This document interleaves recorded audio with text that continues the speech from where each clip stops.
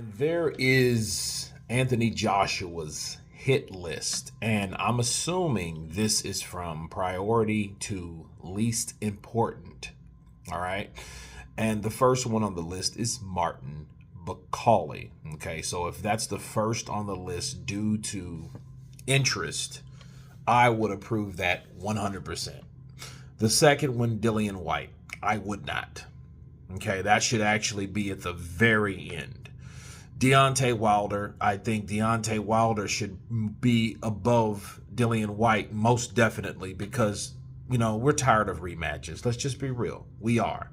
Zhilei Zhang versus Aget Cabello, another tough fight, but then at what point does those guys get the advancement? Sure, he could fight one of them. Aget or Zhang, and it would be a very challenging fight and a very risky fight for position to be somewhere that he probably could be if he fought the last on the list, Daniel Dubois and Joseph Parker, winner.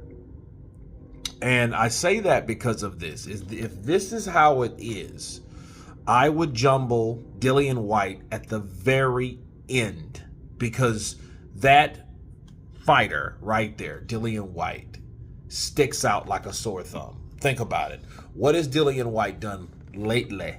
He fought Christian Hammer at the beginning of the year, and then he fought Ebenezer Teta at the end of the year. And they stopped the fight, but it didn't really seem like, Dillian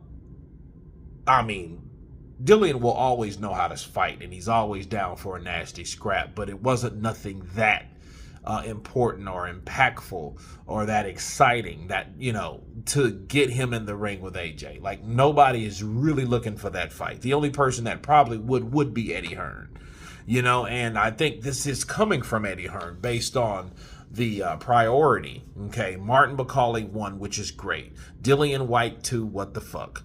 Deontay Wilder 3, that should have been number 2, if that's how they're going to play it. Then Zhilei Zhang, Aget Cabello, then, winner. Then Daniel Dubois, the Joseph Parker, winner. Okay, now, to be fair, what I don't like is the second and the last. Why? Because the second, Dillian White, he doesn't belong there. And Daniel Dubois, Joseph Parker, winner, is the 5th. Now, mind you, if they're doing this in order of priority, that makes no sense for it being at number 5. It just shows you that they're caring less about the championship opportunity versus these other tough-ass fights. So I don't honestly believe that they're in priority, because I wouldn't have anyone stepping up to bait or to bat fighting Martin Bacali. You know what I mean? So I don't think this is in order. But if you take Dillian, since I don't believe it's in order, I think they're just throwing out random, the winners out of this fight and the winners out of that fight, then Deontay, Dillian, and Martin. I think they're just, I think they should take Dillian White out altogether. You know what I mean? Like, just take him out of the equation because the last thing we need is for him to pick the weakest link of the fighter to fight, and that would be Dillian White.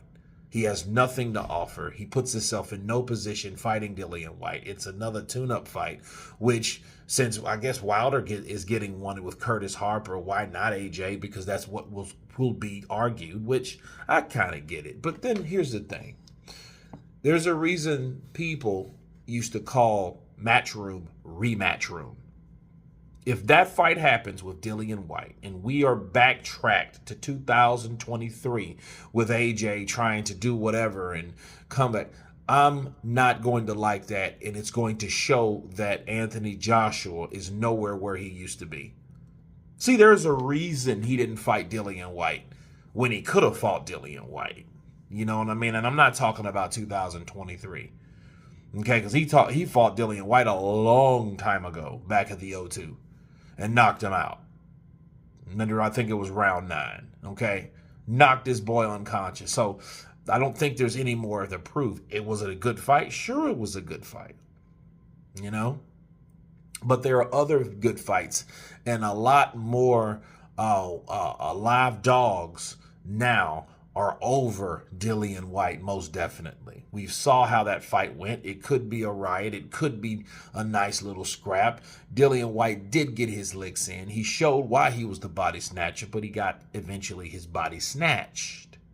So again, if we see that again, what will it mean for the boxing world and the boxing interest of the fans? Nothing. It won't mean anything. Maybe to the diehard AJ that's so glad that he got a win under his belt, and I think the same thing for the Wildets over here in the US of A or wherever they are. I think they all think the same. And if that's who they're going to pick, we know that Eddie Hearn is following that cab in picking lesser and lesser opposition for AJ, making it easier and easier, which is never a good idea, because what's going to prepare you for the next wild, live, hungry-ass fighter? Nothing. But you guys tell me what you think of AJ's hit list.